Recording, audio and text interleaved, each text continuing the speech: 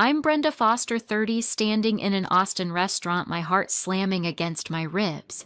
The room buzzes with relatives, their voices a dull roar, but my mother and sister's sharp whispers cut through their eyes, boring into me. My grandmother's will is about to be read, and I'm bracing for the worst. They've treated me like a shadow my whole life, ever since I was a kid, always whispering, always judging. I clutch my glass knuckles white, trying to steady my breath. The lawyer steps forward, his voice slicing the chatter. "We're here to announce Margaret Coleman's will," he says, commanding silence. My mother's laugh erupts jagged and cruel like a blade. My sister joins in, her cackle louder, venomous.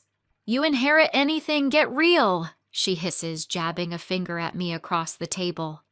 The room tilts their mockery, ripping open scars I thought I'd buried. Relatives stare, some smirking, others shifting uncomfortably. I want to vanish, to run, but I lock eyes with my sister, refusing to break. The lawyer raises a hand, his gaze steady, unyielding. "Margaret's decision is final," he declares, turning to me. "Her entire estate, her tech company, all assets, goes to Brenda Foster." The words crash like thunder. My mother's glass slips wine splashing across the tablecloth, staining it red. My sister's sneer freezes her face, draining of color. Silence chokes the room, thick and electric, every eye pinned on me. My pulse races, my chest tight. They thought I'd get nothing like always. They thought they'd won, but my grandmother saw me, chose me. What's coming will turn their world upside down. A secret's about to unravel, exposing everything they've hidden. Stick around, you won't believe what happens next. Ever been blindsided by family? Drop your story in the comments and hit subscribe to uncover the truth behind this moment. In my hotel room, I sat on the edge of the bed, the past clawing its way back. At 12, I learned what it meant to be cast aside. I'd walked home from school to our cramped Austin apartment, expecting my mother, Janet Foster, and my sister, Denise Foster, to be there, maybe arguing, maybe silent as usual. Instead, my phone buzzed with a single text from my mother. "We're leaving. You're on your own." My stomach sank, the words searing into me. I read them again, hands trembling, hoping it was a mistake. The apartment was stripped bare, furniture gone, fridge empty, my clothes shoved into a trash bag by the door. I dialed my mother, then Denise, over and over, but the calls went to voicemail, each unanswered ring, tightening the knot in my chest. I was 12, alone, abandoned. Hours later, a sharp knock broke the silence. Grandma Margaret Coleman stood at the door, her face stern but steady. "Pack your things." "Brenda," she said, voice firm, no hesitation. She drove me to her house on Austin's outskirts, a sprawling place filled with computers, tech manuals, and the hum of possibility. Margaret wasn't just my grandmother. She was a trailblazer who'd built a tech startup from nothing, defying a world that doubted her. She saw something in me my mother and sister never did, something worth saving. Her home became my sanctuary. Margaret didn't coddle, she challenged. "Coding is control, Brenda," she'd say, handing me a laptop with a no-nonsense look. I was 14 when I wrote my first program, sitting at her kitchen table, the glow of the screen lighting up the night. She'd lean over, pointing out errors, teaching me to think logically, to break problems into pieces. By 16, I was in her company's office after school, debugging software alongside engineers who raised eyebrows at first, but nodded when I fixed their code. Margaret didn't just teach me skills. She taught me resilience, the kind that comes from proving yourself in a room full of skeptics. She also showed me the business side, marketing strategy, how to make ideas stick. "You've got to sell the vision, Brenda," she'd say, walking me through pitch decks for her startup's apps. I listened, absorbed, driven by a fire to be more than the girl my family discarded. By 18, I was running small campaigns for her company crafting ads that caught attention in Austin's growing tech scene. In my 20s, I became her right-hand leading major projects, app launches, partnerships that put her startup on the map. Every success felt like a step away from that trash bag in the apartment, a way to prove I wasn't nothing. Margaret's belief in me was everything. She'd sit me down, her eyes sharp but warm, and say, "You're not defined by who left you, Brenda. You define yourself." I clung to those words, letting them fuel my work, my focus. I built a life with her, one where I mattered, where my ideas shaped the future. But that text from my mother never faded. It was a shadow, a jagged scar that ached when I let myself think about it. Why did they leave? I'd buried the question for years, focusing on Margaret's world coding campaigns, her startup's rise. But it lingered unanswered, stirring in the quiet moments. I wasn't ready to face it, not yet. But the past was catching up, and I could feel it pulling me towards something I couldn't ignore. 2 weeks after the family gathering, my phone buzzed relentlessly, each notification a fresh wound. My sister Denise, an influencer with a growing online following, had posted a video that set my world on fire. Brenda Foster swindled her way into my grandmother's company, she said, her voice sharp and theatrical, staring straight into the camera. She accused me of manipulating Grandma Margaret, claiming I'd schemed to steal the family's legacy. The comments exploded. Strangers called me a fraud, a con artist demanding I hand over the startup to its rightful heirs. My hands shook as I scrolled through the vitriol, the words blurring into a haze of hate. I'd spent years earning my place at Margaret's side, pouring my heart into her company, but now I was the villain in Denise's carefully crafted narrative. By morning, the story had spread beyond her followers. Austin news blogs ran headlines, tech heiress accused of inheritance fraud. My inbox overflowed with messages, some curious, others cruel. A colleague sent me a post from a local tech forum, "Brenda doesn't deserve that company." Justice for Denise. My stomach churned, anger battling disbelief. Denise hadn't spoken to me in years, hadn't cared when she and my mother left me at 12. Now she was weaponizing her platform to tear me down. I slammed my laptop shut, pacing my Austin apartment, the city's skyline, a distant blur through the window. Was this about the company money? Or something deeper? I tried to focus, but the accusations kept looping in my mind. Denise's video wasn't just a rant. It was calculated, polished, designed to go viral. She'd tagged influencers, local journalists, even the company's competitors, ensuring maximum damage. I checked her profile. She'd posted follow-ups, doubling down, claiming she was protecting the family. Her followers ate up their comments, piling on each one a new cut. I felt exposed, my reputation unraveling with every share. At the office, colleagues whispered, their glances heavy with doubt. Even clients emailed asking if the rumors were true. My chest tightened, the weight of it all pressing down. Desperate for clarity, I called my mother. "Mom, tell Denise to stop this," I said, keeping my voice steady despite the knot in my throat. "You know I earned my place." Her laugh was cold-cutting. "You're not cut out for this, Brenda. Step back before you make a fool of yourself." Her words stung, dragging me back to that empty apartment years ago. I hung up, my mind racing. Her dismissal wasn't just cruel, it was coordinated.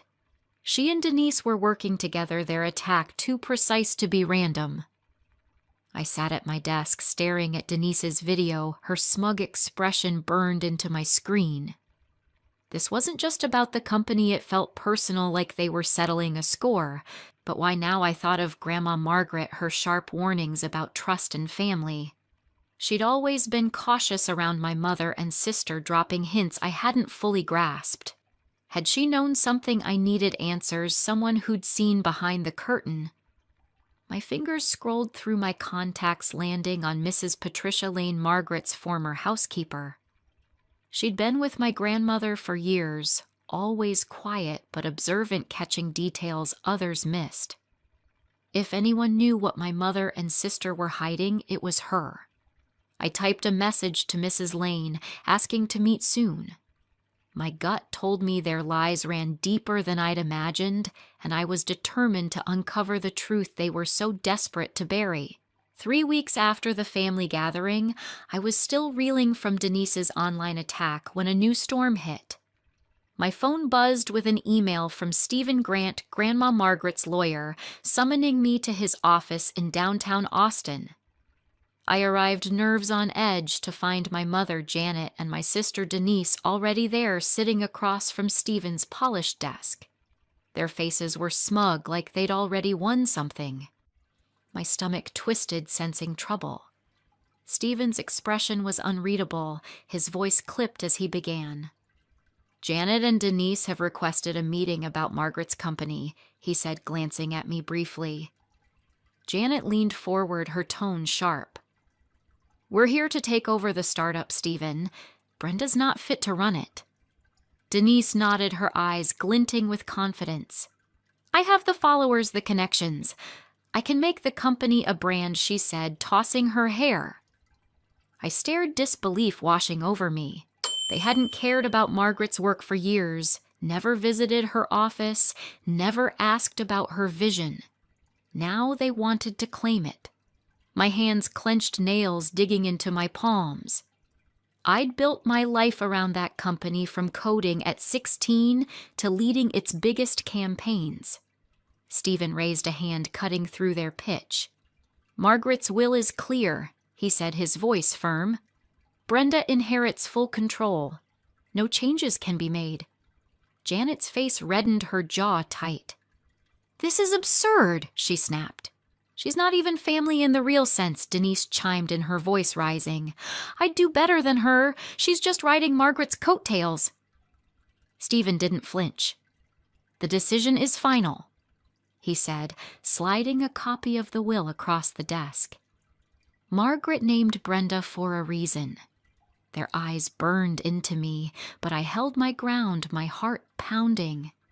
They stormed out, Janet muttering something under her breath, Denise shooting me a venomous glare. I stayed behind, my mind racing. Their demand wasn't just greed, it felt personal, like they were erasing me all over again. Why were they so desperate for control? I needed answers, and Mrs. Patricia Lane was my best shot. I drove to her small house on the edge of Austin, a modest place with neatly trimmed hedges. Mrs. Lane opened the door, her face warm but cautious, her gray hair pulled back. "Brenda, it's been a while," she said, ushering me inside. The living room smelled of lavender, a stark contrast to the chaos in my head. I sat across from her, clutching a mug of tea she'd offered. "Mrs. Lane, did Margaret ever mention anything about my mother or Denise?" I asked, my voice steady but urgent. She hesitated, her eyes flickering with something worry, maybe regret. "Your grandmother was careful," she said slowly. "She didn't trust Janet or Denise, not after what they did to you." I leaned forward, my pulse quickening. "What do you mean?" Mrs. Lane sighed, setting her mug down. "Years ago, Margaret found something, papers, conversations, that made her question their intentions. She never told me everything, but she hinted they'd crossed her, betrayed her trust." My breath caught. Betrayed? How I pressed. Mrs. Lane's voice dropped, almost a whisper. "She mentioned a plan, something about the company, before you came to live with her. She kept it locked away, said it was too dangerous to share." My mind spun. A plan. Before I was 12, it couldn't be about the startup, it wasn't big then. What had they done? Mrs. Lane reached for a small box on her shelf, pulling out an old key. "Margaret left this with me," she said, handing it to me. "Said you'd know what to do if the time came." I stared at the key, its weight heavy in my hand. It was a clue, a thread to whatever my mother and sister were hiding. Their push for the company, their lies online, it was all connected. I thanked Mrs. Lane, my thoughts racing as I left. Something big was buried in my family's past, and I was closer to uncovering it than ever. 5 weeks after the family gathering, I stood in Grandma Margaret's old office, clutching the key Mrs. Lane had given me. Its cold edges pressed into my palm, grounding me as I faced a dusty file cabinet in the corner of her Austin startup. The room felt frozen in time, her desk still cluttered with tech manuals and faded notes. I unlocked the cabinet, my heart pounding, and found a small USB drive inside an envelope marked for Brenda. My hands shook as I plugged it into my laptop, the screen flickering to life. A video loaded, and Margaret's face appeared older, frailer, but her eyes sharp as ever. "Brenda, if you're watching this, you're caught in their storm." She said, her voice steady but weighted with urgency. My breath hitched the walls closing in. Margaret leaned closer to the camera, her expression unyielding. "Your mother, Janet, and your sister, Denise, betrayed me long ago," she said. My chest tightened as she revealed their scheme from when I was a child. They'd planned to sell her startup's early software to a competitor, intending to pocket the profits and leave her company in ruins. Margaret uncovered their plot through an overheard call, confronted them, and they vanished, abandoning me in that empty apartment. "I took you in because they wouldn't," she said, her voice softening but firm. "They'll come for the company again, Brenda. Don't let them take what you've earned." The video ended, her face frozen on the screen, and a wave of anger and grief crashed over me. I replayed it, each word cutting deeper. My mother and sister hadn't just walked away. They'd tried to destroy Margaret's dream, their own family's legacy, for quick cash. The pieces clicked: their demand for the company, Denise's vicious online campaign, Janet's dismissive sneer. It wasn't just greed. It was a pattern, a calculated betrayal that stretched back years. But why target me now? I stared at the USB, its weight heavier than the key. My mind raced, torn between fury and a lingering ache. I'd loved them once, despite the pain they'd caused. As a girl, I'd waited for their calls, hoped for their return. Now, knowing they'd schemed against Margaret, that hope felt like a betrayal of myself.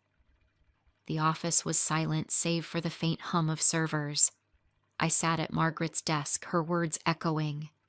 The video was undeniable proof, a weapon I could wield, but it also shattered something inside me. How could they do this to her, to me? I pictured confronting them, shoving the truth in their faces, watching their lies crumble. But another part of me faltered, weighed down by memories of my mother's rare smiles, Denise's fleeting moments of kindness before they left. Those fragments clashed with the rage burning in my gut, leaving me adrift in a sea of conflicting emotions. Margaret had entrusted me with her legacy, her company, her truth. But facing this betrayal meant facing the girl who'd once longed for her family's love. I paced the room, the USB clutched tightly. The video changed everything, but it didn't tell me what to do next. Should I expose them? Protect the company in silence. Margaret's voice lingered, urging strength, but my heart was a mess. Anger, hurt, and a stubborn flicker of hope that refused to die. I needed time to sort through it, to decide how to carry this truth forward. For now, I slipped the USB into my pocket, its presence a quiet promise that their secrets wouldn't stay buried forever. 6 weeks after the family gathering, I stood in the conference room of Grandma Margaret's Austin startup, the USB drive heavy in my pocket. I'd called a meeting inviting my mother, Janet, and my sister, Denise, under the pretense of discussing the company's future. They arrived, their faces smug, expecting another chance to push their claim. The room was stark, with glass walls overlooking the city skyline, a silent witness to what was about to unfold. My heart pounded, but I kept my voice steady. "We need to talk about the truth," I said, locking eyes with them. Their smirks faltered, replaced by wary glances. I plugged the USB into the conference room's projector, and Margaret's face filled the screen. "Brenda, if you're watching this, you're caught in their storm." Her voice rang out clear and commanding. Janet's eyes widened. Denise froze her phone, slipping from her hand. Margaret's words echoed through the room, detailing their betrayal, how they'd planned to sell her startup's technology to a rival when I was a child, how they'd fled when she confronted them, leaving me behind. "They'll come for the company again," Margaret warned. "Don't let them win." The video ended and silence gripped the room, thick and suffocating. Janet broke it first, her voice sharp but shaky. "That's nonsense, Brenda." She was old, confused. Denise jumped in, her tone desperate. "You can't believe that video, it's fake. I'd never do that." Their denials were frantic, their faces pale, but their eyes betrayed them. Guilt, fear, no trace of surprise. I leaned forward, my voice low but firm. "You left me at 12, and now you're lying about Margaret. I know what you did." Denise's lip trembled, her influencer poise crumbling. Janet's jaw tightened, but she said nothing, her silence louder than any defense. The weight of their betrayal settled over me, but so did a clarity I hadn't felt before. I'd spent weeks wrestling with anger and hurt, torn by memories of a family I'd once longed for. But watching them squirm, their lies exposed, I felt something shift. Margaret had trusted me to protect her legacy, and their denials only fueled my resolve. "This company is mine," I said, my voice steady, cutting through their protests. "Not because of the will, but because I earned it every line of code, every campaign, every late night. You don't get to take that." Denise opened her mouth, but I raised a hand. "We're done here." They left Janet muttering under her breath, Denise avoiding my gaze. I stood alone in the conference room, the city humming beyond the glass. The video had stripped away their masks, revealing the truth I'd always sensed but never faced. Margaret's words echoed in my mind, her strength a beacon. I wasn't the abandoned girl anymore, nor the one hoping for their approval. I was Brenda Foster, the woman who'd built this company alongside Margaret, and I'd fight to keep it. My resolve hardened, a quiet fire burning inside. Whatever they planned next, I was ready to stand my ground. 7 weeks after the family gathering, I sat across from Stephen Grant in his sleek Austin office, the city skyline stretching beyond the window. The confrontation with my mother Janet and my sister Denise had shifted everything, and now the legal wheels were turning. Stephen pushed a stack of documents toward me, his expression calm but resolute. "We've secured restraining orders," he said, his voice steady. "Janet and Denise are barred from contacting you or interfering with the company's operations." My shoulders relaxed, a quiet relief washing over me. Their lies and schemes had finally met consequences, and this was the first step toward protecting Margaret's legacy.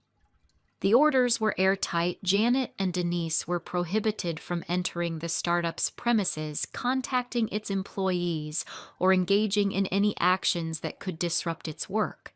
Stephen explained that their public accusations and attempts to seize control had violated the terms of Margaret's will, and the video I'd found was the linchpin. "It's not just evidence of their past betrayal," he said, tapping the USB on his desk. "It shows their intent to undermine you now." I nodded, my jaw tight. The company wasn't just a business. It was years of my life poured into code late nights and campaigns alongside Margaret. Knowing they'd face legal barriers gave me a sense of justice, but a lingering unease remained. Their silence since the confrontation felt too calculated, too heavy. I left Stephen's office and drove to the startup, the Austin streets bustling with morning traffic. Inside, I gathered the team in the main office, their faces a mix of curiosity and loyalty. The open plan space buzzed with the hum of computers, a reminder of the work we'd built together. "We've faced challenges," I said, standing tall, my voice clear. "But this company is Margaret's vision, and it's ours to protect." I outlined new measures, enhanced security protocols, restricted access to sensitive systems, and regular legal reviews with Stephen to ensure no loopholes. The team listened intently, their nods reinforcing my resolve. "We're stronger than any attempt to tear us down," I added, meeting their eyes. A ripple of agreement passed through the room, and I felt Margaret's spirit in their support, her lessons of perseverance anchoring me. Back at my desk, I stared at the city below, the glass towers glinting in the sunlight. Leading the company felt like a mantle I'd earned, not just inherited. I'd spent years proving myself, from debugging code at 16 to spearheading our biggest projects. Margaret had seen that, trusted me with her dream. But as I settled into the role, a new tension crept in. Janet and Denise's absence didn't mean defeat. They'd proven too cunning for that. Their past schemes, their recent push for control, suggested they weren't done. A colleague had mentioned seeing Denise at a local tech event, her smile too polished, her presence too deliberate. Was she plotting something new? My gut told me their silence was a strategy, a pause before their next move. I opened my laptop, reviewing the company's upcoming projects. We were launching a new app, a cornerstone of Margaret's vision, and I couldn't let their shadow derail it. The restraining orders were a shield, but I needed to stay vigilant. I emailed Stephen asking for updates on any legal loopholes they might exploit. My fingers paused over the keyboard, Margaret's words echoing in my mind, her warnings about trust, her faith in me. I wasn't the girl they'd abandoned anymore. I was Brenda Foster, leader of this company, and I'd fight to keep it. The path ahead would test me, but I was ready for whatever they threw my way. 8 weeks after the family gathering, I stood in the lobby of our Austin startup, preparing for a press conference to launch our new app, a project Grandma Margaret had dreamed of. The restraining orders had kept my mother, Janet, and my sister Denise at bay, but a new threat loomed. Stephen Grant called me that morning, his voice tense. "Denise is planning a public stunt," he warned. "She's rallying her online followers to protest at the event, claiming you stole the company." My stomach churned, but I wasn't surprised. Their silence had been too deliberate, and now they were striking again. As the press conference began, I spotted Denise outside the glass doors, surrounded by a small crowd, holding signs "Justice for Denise" cameras flashed, and my team tensed, but I kept my focus. The app launch was my moment to prove Margaret's trust in me. I stepped to the podium, my voice steady. "This company was built on innovation and grit," I said, meeting the reporter's eyes. "Margaret Coleman chose me to lead it, and today we honor her vision." The crowd inside applauded, drowning out the chants outside. I unveiled the app, its sleek interface projected on a screen, a testament to our team's work. Then chaos erupted. Denise pushed through the doors, her followers trailing, shouting accusations. "Brenda's a fraud." She yelled, her face flushed with performative outrage. Security moved in, but I raised a hand, signaling them to wait. "Let her speak," I said, my tone calm but firm. The room fell silent, cameras rolling. Denise faltered, unprepared for my confidence. "You have no proof," I said, stepping closer. "Margaret's will and her video say otherwise. You've lost." Her eyes darted, her bravado crumbling under the weight of the truth. Security escorted her out, her crowd dispersing as reporters turned their questions to the app, not her drama. Later in my office, Stephen confirmed the stunt had backfired. Denise's online following dwindled, her credibility shot. The restraining orders held, and Janet hadn't shown her face, likely knowing their scheme was over. I sat at my desk, the city skyline glowing beyond the window, and felt a weight lift. The company was secure, the app launch a success. I'd faced their final attempt to undermine me and won not just for myself, but for Margaret's legacy. Her belief in me, her lessons of resilience had carried me through. Reflecting on it all, I realized this journey taught me more than I expected. Family isn't just blood, it's the people who lift you up, who trust you to rise. Margaret was my family in every way that mattered, giving me a home and a purpose when Janet and Denise left me behind. Their betrayal stung, but it showed me the strength I'd built, the life I'd earned. To anyone watching this story unfold, I'd say this: hold tight to those who see your worth, and don't let others' greed dim your light. Trust in yourself, even when the world doubts you. That's what Margaret taught me, and it's what I'll carry forward, leading this company into the future she dreamed of. Mu'tiai. Discover a gripping family drama in Austin, Texas, where Brenda Foster battles betrayal from her mother Janet and sister Denise. In this intense family story, Brenda uncovers their plot to seize her grandmother Margaret's tech startup, exposing years of deceit. Through courage and truth, she protects her legacy, facing lies, legal fights, and public stunts. This family revenge saga, filled with sisterly drama, delivers a powerful lesson. True family is built on trust, not blood. Join Brenda's journey of resilience in this unforgettable tale of family drama sisters, perfect for fans of emotional revenge stories.